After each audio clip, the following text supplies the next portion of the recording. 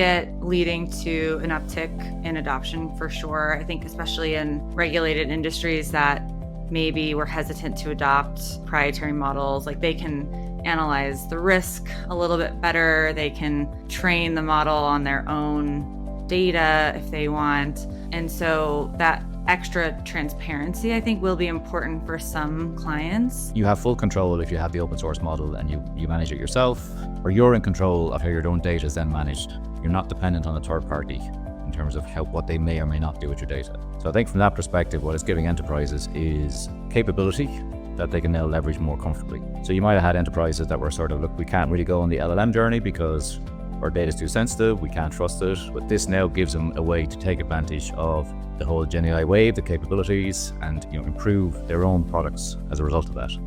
And with OpenAI, releasing this, obviously it's going to have really great backing from them and then the community as a whole. And I think people are just so excited about it that companies will see that, hey, this is actually working out over here. We should try this out. And they don't have to invest the front of it with subscriptions or licensing fees.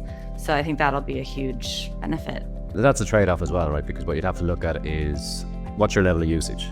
Because it could actually be cheaper to go to proprietary models and pay your monthly access fees versus actually standing up all the infrastructure you're going to need, the investment and time and people you're going to have to put into to get all this up and running. So you're trading off from that perspective. It could become much more cost effective if actually you've got a hugely high volume and then actually, okay, there's an initial investment to get it running in your own enterprise infrastructure, but over time that's going to pay back because you're not paying licensing fees to OpenAI.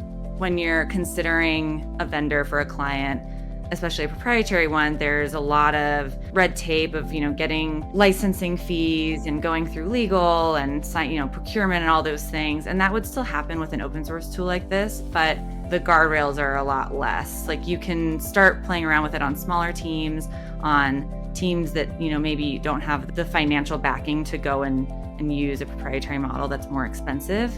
Even if it's in small pieces, we'll see a lot more innovation from those domains and industries. You can now do everything within your own environment. So you've got full control, full security. You can manage it better from a governance perspective, especially if you're dealing with sensitive data, right? You need that reassurance that we're not going to have any breach of data from a leakage perspective.